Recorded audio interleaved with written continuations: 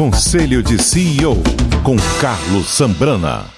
Olá, sejam bem-vindos e bem-vindas ao Conselho de CEO, o programa que toda semana recebe as principais lideranças empresariais do Brasil para a gente conversar um pouco sobre gestão, economia, negócios e muito mais. E esse programa você pode acompanhar em todas as plataformas da Jovem Pan, no rádio e também no aplicativo Panflix. E hoje a gente recebe o Alexandre Abreu, que é CEO do Banco Original.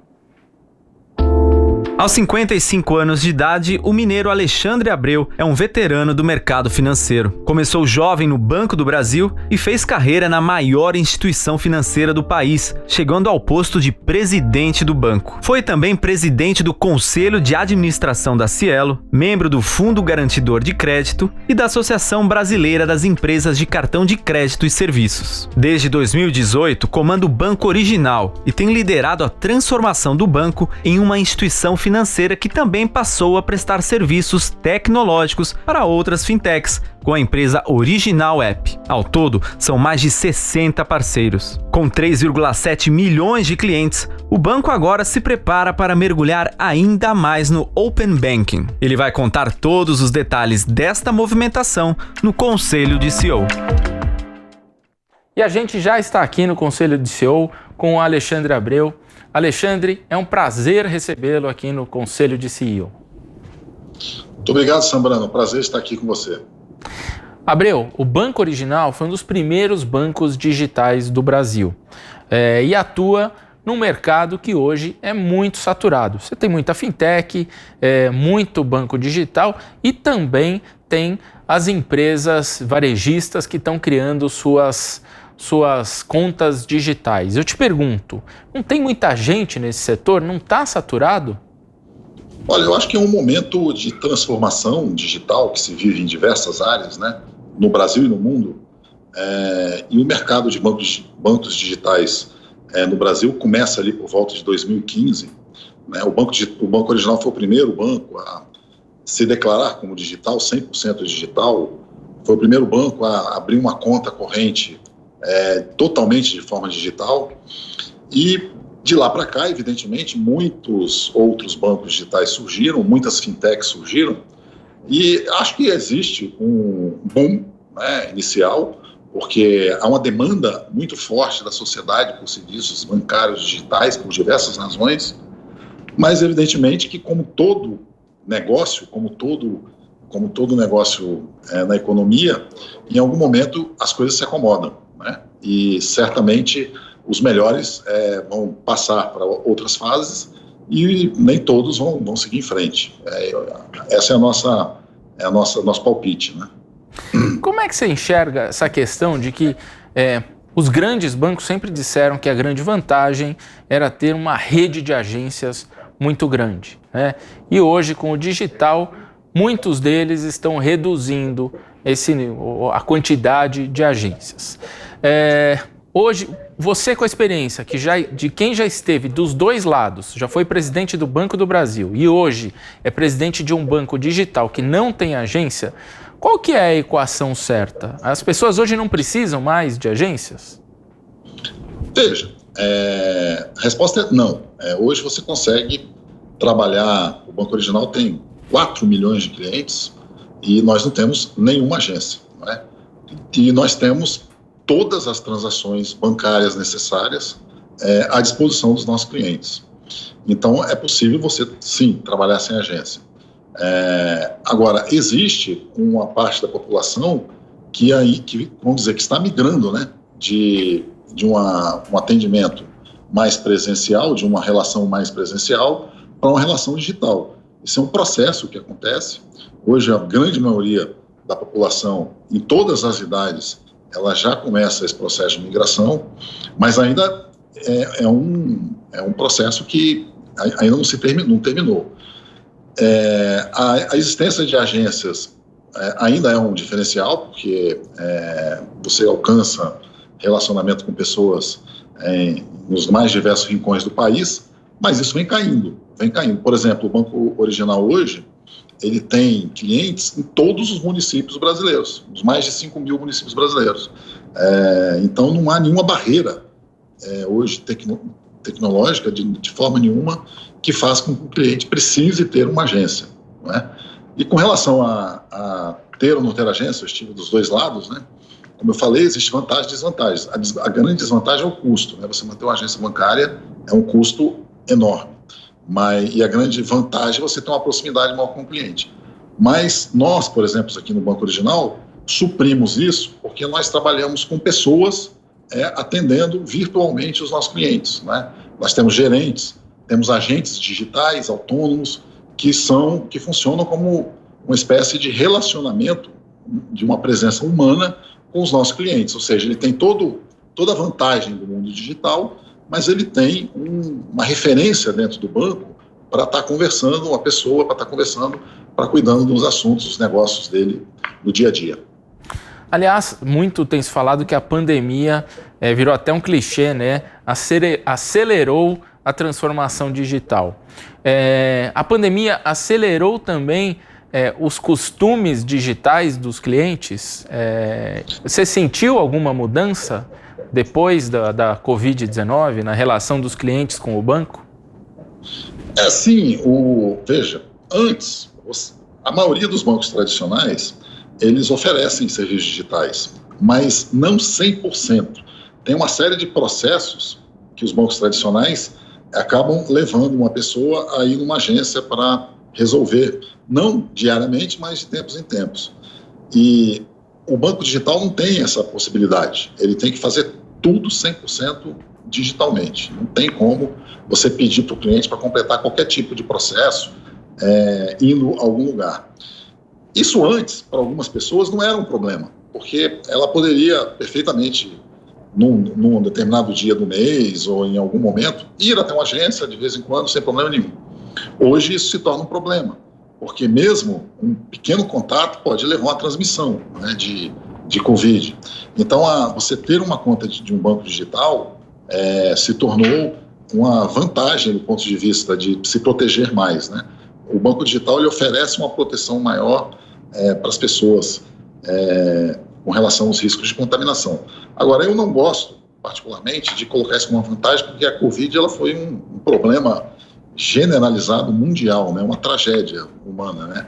Com muitos mortos, muitas pessoas, familiares, enfim, contaminados. Então, assim, em momento nenhum a gente gosta de trazer isso como uma vantagem. Mas ter um banco digital numa situação como essa é uma forma, sim, que ajuda as pessoas a se protegerem de contágio do vírus. Mas aumentou o uso das contas? Você sentiu uma interação maior dos clientes durante esse período? Olha, é difícil dizer, Sambrano, porque nós já vimos no processo de crescimento muito rápido, né? Você vê, o ano de 2019, antes da Covid, nós saímos aí de 700 mil clientes para quase 3 milhões de clientes. Foi uma arrancada muito forte. E esse ano de 2020, nós começamos o ano ali com 2 milhões e 900, estamos completando, curiosamente hoje, acho que em homenagem aqui à entrevista, né, 4 milhões de contas, né?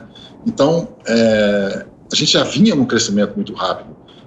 Qualquer volume que você pega ao longo do ano de 2020, o banco ele praticamente dobrou, seja créditos do varejo, seja pagamentos, né? Então a gente vinha num crescimento já forte. É difícil de estabelecer uma correlação por conta da pandemia. A gente empiricamente acredita que sim, mas eu acho que o ritmo de crescimento ele já vinha bastante forte já em 2019. Agora, e para o banco, qual que foi o impacto da pandemia? Aí eu digo nas operações e até impactos econômicos. O que significou a Covid-19 para o negócio? Olha, em termos de funcionamento do banco, por exemplo, foi um aprendizado muito grande, né? Porque nós trabalhávamos no escritório. E desde o início da Covid, desde o dia 15 de março, nós passamos a trabalhar online. Nós chegamos a trabalhar 100% praticamente online em algum momento no pico da pandemia. Hoje a gente está com home office de aproximadamente 90% das pessoas, né? E todo esse processo foi um aprendizado, né? Porque você gerenciar 1.500 funcionários, né, à distância, foi um aprendizado muito grande. E então, inclusive, como aprendizado, a gente chega à conclusão que, mesmo depois que tudo se normalizar, esperamos aí com a vacinação em massa da população agora no primeiro semestre, a gente espera que a coisa se normalize, a gente pretende trabalhar pelo menos 50% em regime de rodízio e home office. Então foi um aprendizado bastante interessante nesse aspecto. Do ponto de vista dos negócios em si, no crédito de varejo, basicamente, a gente teve ali no primeiro semestre uma operação muito forte de ajudar os clientes a repactuar suas dívidas. Muitas pessoas perderam renda, né? Perderam renda ou diminuíram renda. E pessoas, microempresários e pequenas empresas também, que nós trabalhamos. Então, fizemos um processo forte de prorrogação, fizemos muitas renegociações para permitir com que os clientes eles tivessem capacidade de pagar suas dívidas, né? Fora essa situação, as demais questões, não. As demais questões, o impacto foi residual. E a questão da inadimplência? Olhando agora enfim, a pandemia já dura muitos meses, vocês tomaram algumas medidas de prorrogar pagamento, enfim. Qual que é o resultado disso? As pessoas conseguiram honrar os pagamentos? Qual que é o balanço que vocês fazem hoje? Então, a inadimplência no primeiro momento, agora no segundo semestre, né, ela caiu, né? Ela caiu por conta de muita gente ter feito prorrogação de dívida. E agora recomeçaram os pagamentos. Eles parecem estar vindo de acordo com o que a gente esperava, né? Mas a gente não tem uma noção clara de como que vão ficar as coisas no ano que vem, né? Se a economia vai reagir rápido, se vai ser uma recuperação mais lenta. Eu acho que a variável-chave é essa, né? Porque está ligado ao emprego, está ligado à renda. A gente trabalha com vários cenários, né? O mais otimista é de que as coisas fiquem mais ou menos normalizadas. Mas digamos assim, o cenário mais base é que a gente vai ter sim um pouquinho de repique de inadimplência agora no primeiro trimestre e no segundo trimestre, e durante o segundo semestre inteiro a gente espera voltar, vamos dizer, a uma normalidade. Você acredita que a economia vai crescer? Muitos analistas estão dizendo em crescimento de 3,2% e o governo já chegou a dizer até 4% de crescimento do PIB. Mas aí tem ainda muita gente falando de uma segunda onda batendo a porta do Brasil. Qual é a sua expectativa em relação à economia brasileira para o ano que vem? A minha torcida é de que não haja segunda onda, que a vacinação chegue antes de a segunda onda se consolidar, né? É a torcida de todos nós, né, brasileiros, independente da questão de empresa ou não. Mas, assim, olhando um cenário mais realista, eu acho que a economia, o ano que vem, ela se recupera mais forte, mas a partir do momento que a vacinação em massa começar mesmo, que as pessoas vão se encorajar mais a sair, a trabalhar, o funcionamento da economia volta de uma forma mais intensa. Como houve uma queda muito grande, então a base de comparação ela é menor, né? Então, mas de qualquer forma, a gente trabalha com uma perspectiva de um crescimento econômico, não vou te precisar aqui o valor, mas muito melhor do que foi em 2020, evidentemente, né? Talvez na ordem do que o mercado tem falado. Essa é a nossa expectativa, mas tudo vai depender muito, na nossa opinião, dessa questão da vacinação. Quanto mais rápida ela vier, quanto mais abrangente, mais eficaz, mais a economia vai reagir mais rápido. Para Abreu, uma questão interessante é a seguinte: o Original é um banco, mas é um banco que compete com outros bancos tradicionais, com os digitais e com as fintechs, mas ao mesmo tempo fornece serviço para muitas dessas empresas, né? Tem uma empresa de tecnologia que fornece serviços para esse ecossistema. Como é que foi a ideia de criar esse negócio? E às vezes não há uma sensação assim de que vocês estão municiando, entre aspas, o inimigo? Essa talvez tenha sido a grande mudança que nós fizemos aqui, né? Veja, nós acreditamos em um mundo pós-Open Bank, pós-PIX, né?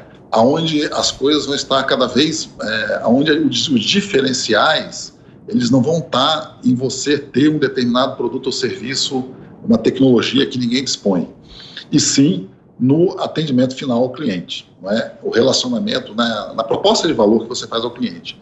Então, o que acontece? O Banco Original ele foi montado já com uma tecnologia voltada a serviços, né? Que é uma grande vantagem em relação aos bancos tradicionais, que tem um legado de tecnologia aí gigantesco, que foi construído na década de 70 e 80, que tem dificuldades para fazer as famosas APIs, né? As ligações entre os sistemas específicos dos bancos com outras entidades. E nós tínhamos já essa tecnologia voltada a serviços aqui desde a fundação, por um lado.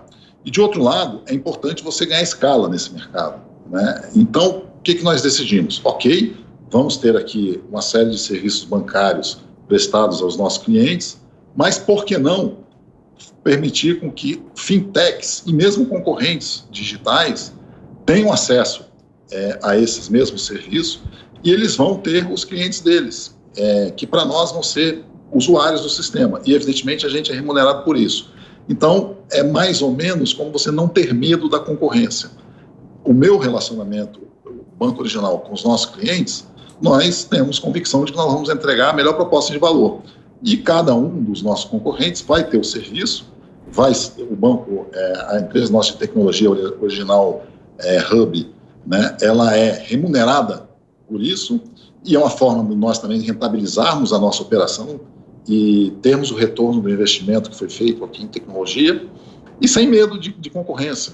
O mundo do Open Bank, o mundo do Pix, ele não permite você criar uma barreira de entrada nos seus produtos e serviços, porque quando o Open Bank for lançado, todos os clientes todos os bancos vão ter que fornecer as informações bancárias dos seus clientes a todos os bancos que estão no Open Bank. Portanto, não faz sentido eu ter medo de concorrência, eu tenho que entregar a melhor proposta de valor. E no nosso caso, nós ainda decidimos ganhar dinheiro com isso, né? Muitas fintechs não teriam como fazer investimentos, por exemplo, em plataforma do Pix ou numa plataforma de pagamento de recebimento de boletos, débitos em conta, coisas desse tipo. Isso vira uma commodity. Então, nós vendemos e, evidentemente, existe uma Chinese Wall sobre banco e os nossos concorrentes. A gente tem uma empresa de tecnologia para fazer tudo isso e não vemos problema nenhum. Estamos vendo, inclusive, com bons olhos, porque ajuda a rentabilizar a nossa operação. Só para entender, então, algumas empresas contratam vocês disponibilizam a tecnologia e, no fundo, tem a marca da empresa, só que por trás é uma tecnologia do banco. É assim que funciona? Exatamente. Ela contrata, na realidade, a nossa empresa de tecnologia, né? A nossa empresa de tecnologia fornece, vou dar um exemplo aqui, um serviço, o que está na moda agora, o Pix, né? Nós desenvolvemos, né, toda a plataforma para operar o Pix. Eventualmente, uma fintech pequena, ela não teve recurso para fazer isso. Então, ela se conecta à plataforma do Pix do Banco Original via a nossa empresa de tecnologia. Para o cliente dela, ele não sabe da existência desse serviço prestado por um outro. Ela tem um relacionamento com o cliente dela normalmente, mas quem está fornecendo o serviço são os nossos. E ela paga por esse serviço, que muitas vezes fica mais barato do que o investimento que ela teria que fazer. Só para ter uma ideia, quantas empresas hoje vocês trabalham nesse formato? E você poderia dar o nome de alguma para a gente saber? Olha, Sambrana, nós trabalhamos com cerca de 40 já, entre fintechs e bancos, né? E o único que é público, que eu posso dar o nome, porque já saiu inclusive na imprensa e nós temos um acordo que não tem confidencialidade, é o Guia Bolso, né? Agora, fora esse, eu tenho um acordo de confidencialidade, e aí eu não posso declarar. Mas são bancos concorrentes e fintechs bastante conhecidas aí. Você mencionou Pix e Open Banking, né? Certo. Como é que está essa questão do Pix? Assim, as pessoas estão usando, vai demorar para as pessoas usarem o Pix em sua plenitude? O que falta para que as pessoas usem o Pix de uma forma corriqueira? Como acontece em outros mercados no mundo, por exemplo, como a China, onde as pessoas pagam com QR Code, com celular, enfim, que seja uma coisa natural. Quanto tempo você acha que leva isso? Olha, está indo rápido, viu? Assim, ele foi lançado de forma... As transações, né, começaram a ocorrer agora no mês de novembro, no início de novembro, né? E aqui no Banco Original, por exemplo, Sambrana, cerca de 50% daquilo que era feito com TED já é feito com Pix, tanto em termos de quantidade quanto em termos de volume, né? Então a gente está percebendo uma evolução rápida, as pessoas estão começando a usar. Agora, evidentemente, existe um processo de aprendizado da população de uma maneira geral. Mas, assim, para mim, na minha opinião, está indo bastante rápido, né? Nós já estamos aí com cerca de 1 milhão de chaves, né, cadastradas. Nós temos hoje aproximadamente um volume de transações no mês de novembro de 200 milhões de reais, com 500 mil transações, o que representa aproximadamente 50% do total de transações de TED, né? Que é um volume bastante alto no primeiro mês. Agora, o Banco Original tem uma característica dos clientes serem naturalmente mais digitais, né? Talvez nos clientes mais tradicionais demore um pouco mais, mas é inevitável que é um processo que vai atingir a sua plenitude rapidamente. Mas olha, tem uma coisa curiosa, que é a seguinte, os bancos ganham dinheiro com tarifas de TED, de DOC, enfim. É uma parte significativa das receitas dos bancos, né? Por que incentivar o uso do Pix, né? No teu caso, por exemplo, vocês têm costumado a incentivar o uso. Por que vocês estão abdicando dessa receita, digamos assim? Veja, é inevitável, né? É muito mais friendly, né? É muito mais, digamos assim, a experiência do cliente é muito melhor com o Pix do que com o TED Doc, 24/7, online.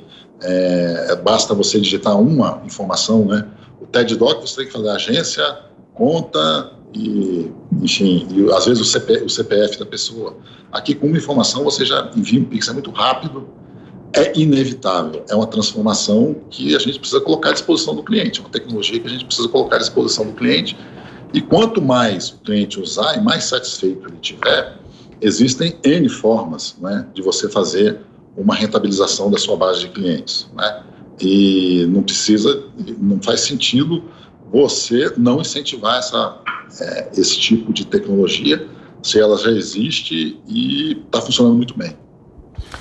Agora, sobre o Open Banking. O Open Banking ainda não entrou em vigor, mas é uma agenda que está sendo estimulada pelo Banco Central. Qual vai ser o impacto do Open Banking? O que muda, de fato, para os bancos e também para os consumidores? Como é que vai ser quando isso estiver no ar? Olha, em um resumo, cada cliente autorizando a um banco qualquer, esse banco tendo autorização do cliente, ele pode ir em todos os bancos onde o cliente tem relacionamento e buscar todas as informações dos negócios que ele tem lá, possibilitando a esse banco que ele deu autorização a, digamos assim, oferecer uma proposta melhor.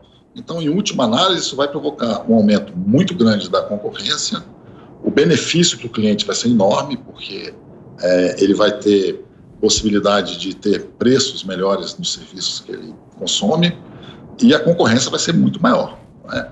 E para bancos que estão começando, né, como é o caso do Original, que ainda tem uma base pequena comparada com as dos bancos tradicionais, isso é uma vantagem muito grande. E é uma evolução também que o Banco Central, através da agenda, né, de inovações que ele vem conduzindo, vai propiciar o mercado brasileiro. Então, a concorrência vai aumentar e o cliente vai ter à sua disposição produtos e serviços cada vez mais baratos, né, para ele escolher onde ele quer ter o relacionamento dele.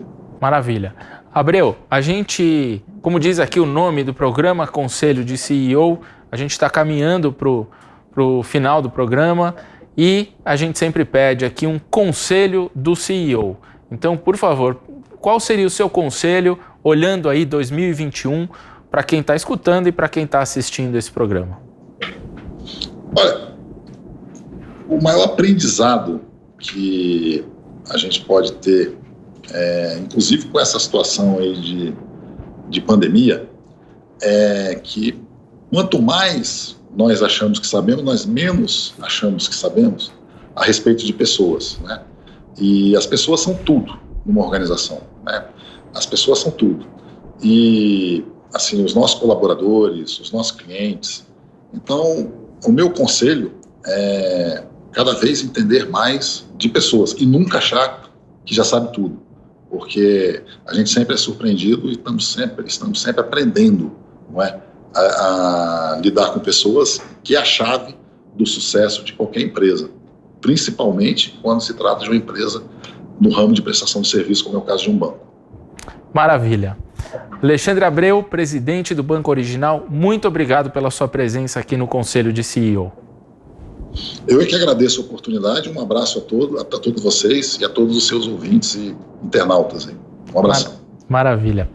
E o Conselho de CEO desta semana fica por aqui. Lembrando que todo o papo com o Alexandre Abreu fica disponível gratuitamente no aplicativo Panflix para você assistir quando e onde quiser. Se você ainda não baixou, corre lá na sua loja de aplicativos e faça já o download. Na semana que vem estaremos de volta com mais um grande entrevistado no Conselho de CEO. Te espero aqui e até mais.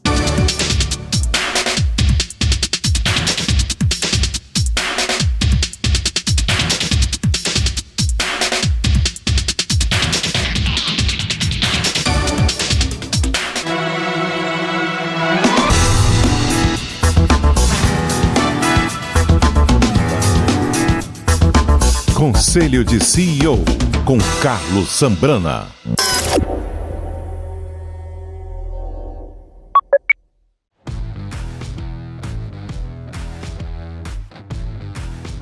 Para você que já tem o aplicativo Panflix baixado no teu celular, eu vou mostrar agora algumas funções. Olha, é muito fácil mexer no aplicativo. Aqui embaixo você pode escolher assistir a programação ao vivo ou, aqui do lado, ouvir a sua rádio preferida.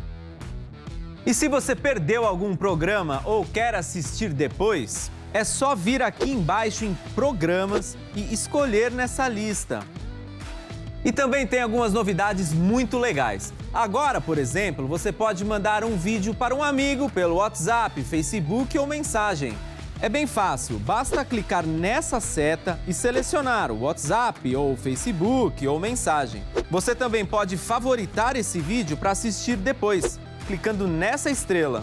E enquanto você assiste a um vídeo, pode apertar aqui para a janela ficar menor e você navegar normalmente pelo seu celular enquanto assiste ao vivo. Pode mudar a posição e o tamanho. Mas atenção, essa função só está disponível no iOS. E se você ainda não baixou o Panflix, não perca tempo. Entre já na sua loja de aplicativos e faça o download. É de graça! Você sabia que chegou mais uma novidade da Jovem Pan? É o App News. Agora você vai ter todas as notícias do Brasil e do mundo na palma da sua mão. Receba em tempo real e escolha os assuntos que você mais gosta para ficar bem informado. Tem política, esporte, ciência, tecnologia, tem entretenimento e muito mais. No App News você tem a leitura resumida e se concentra apenas no que importa, a notícia. Então abra já sua loja de aplicativos e digite App News Jovem Pan. E tem mais, viu? É de graça!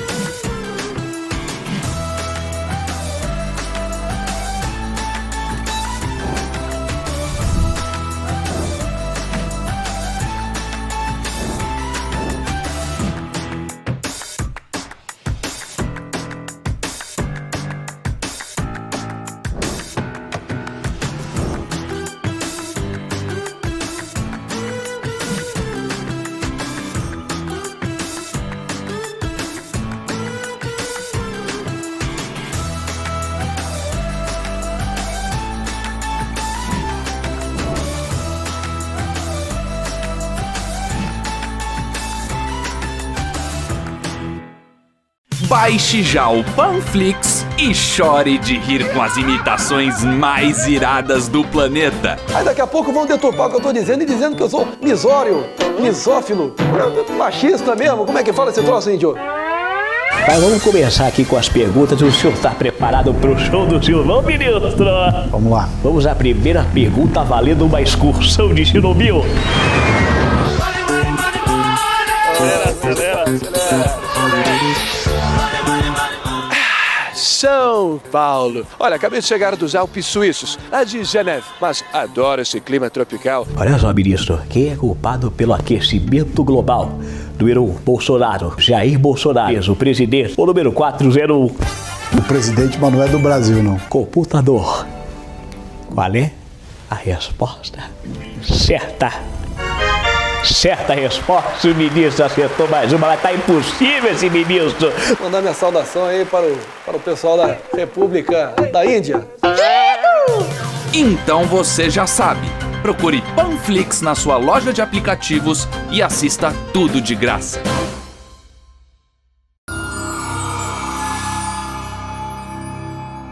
São 5 horas e 59 minutos. Repita. 5 e 59, bom dia. Começa agora o Jornal da Manhã para todo o Brasil pela Rede Jovem Pan.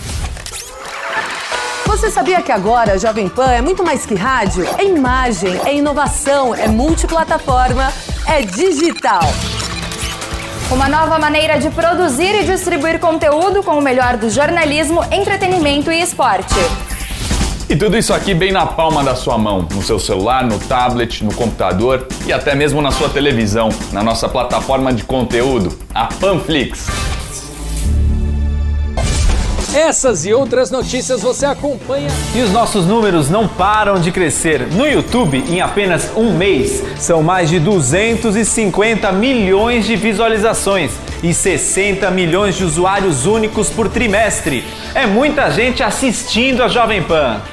Todo o conteúdo é produzido 100% em vídeo. Os nossos canais do YouTube já alcançaram a marca de mais de 30 milhões de inscritos, fazendo a Jovem Pan ser o maior publicador de conteúdo jornalístico do YouTube. A nossa audiência é maior que de muito canal de TV.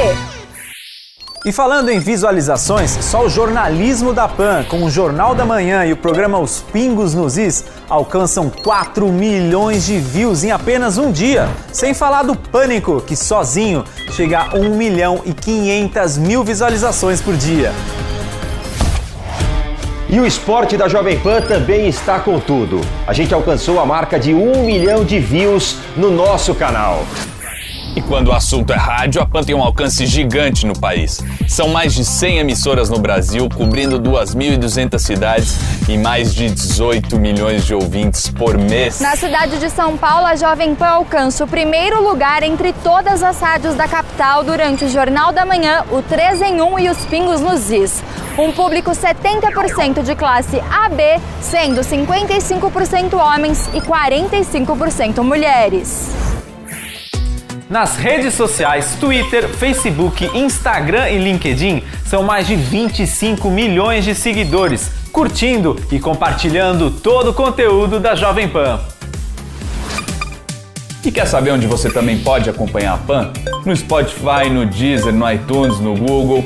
Nossos podcasts têm a maior quantidade de plays em todas essas plataformas. São cerca de 80 podcasts. Escuta aí! São novas possibilidades e novos resultados para o seu negócio. Isso é ser multiplataforma. Isso que é ser digital. Isso que é ser Jovem Pan.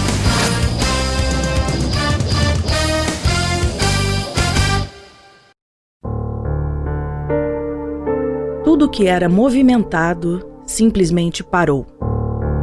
A Avenida Paulista apagou. A boemia do Rio perdeu seu charme. E a bola não rolou. A festa junina ficou na imaginação. E o evento mais aguardado e famoso do Brasil talvez não aconteça. E aí tudo se inverteu. Dançar e se divertir passou a ser perigoso. Abraçar e beijar virou ameaça. E não encontrar pessoalmente os pais e amigos, um ato de amor. Passamos a dar mais valor para a natureza. Ou deveríamos. Cuidar do meio ambiente não virou prioridade. E ainda não percebemos que tudo isso também nos destrói pouco a pouco, assim como um vírus. Não valorizar nossas origens irá nos prejudicar no futuro. Deixamos de fazer muitas coisas que gostamos, mas precisamos entender que cuidar do que já temos, seja do planeta ou da nossa família, é essencial.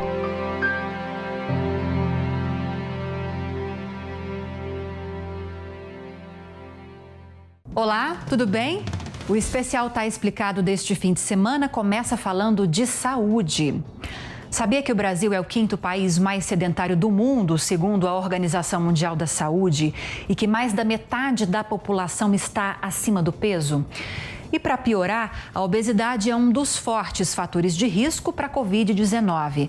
Você vai ver como a prática de atividade física é importante para se proteger da doença. E o leite? Será que o leite faz mal para adulto?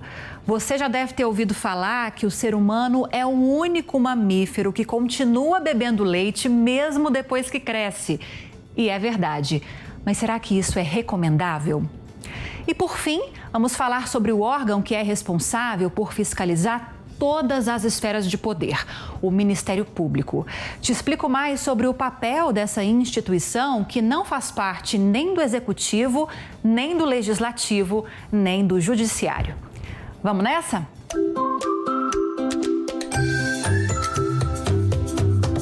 Tá explicado. Oferecimento Smart Fit. A pandemia do coronavírus mudou a rotina de bilhões de pessoas em todo o planeta e trouxe outras preocupações além do vírus. No Brasil, os casos de depressão aumentaram 90% em um mês entre março e abril, segundo o levantamento da Universidade Estadual do Rio de Janeiro. Pesquisas também mostram que, influenciados pelo isolamento social, muitos brasileiros deixaram de se exercitar e o índice de atividade física caiu 20%, o que chama a atenção para as doenças ligadas ao sedentarismo. Sabia que a prática regular de exercícios poderia salvar todos os anos no mundo até 5 milhões de pessoas vítimas de problemas associados ao comportamento sedentário? Essa foi a conclusão de pesquisadores da Universidade Stanford, nos Estados Unidos, após levantamento feito em 111 países. Exercitar-se com frequência é fundamental para prevenir e controlar doenças cardíacas, obesidade, diabetes tipo 2 e câncer. Sem contar os benefícios para a saúde mental, já que ajuda a controlar o estresse, reduz os sintomas de depressão e ansiedade, diminui o declínio cognitivo e melhora a memória. Recentemente, estudos brasileiros mostraram ainda que a atividade física também evita o agravamento da Covid-19.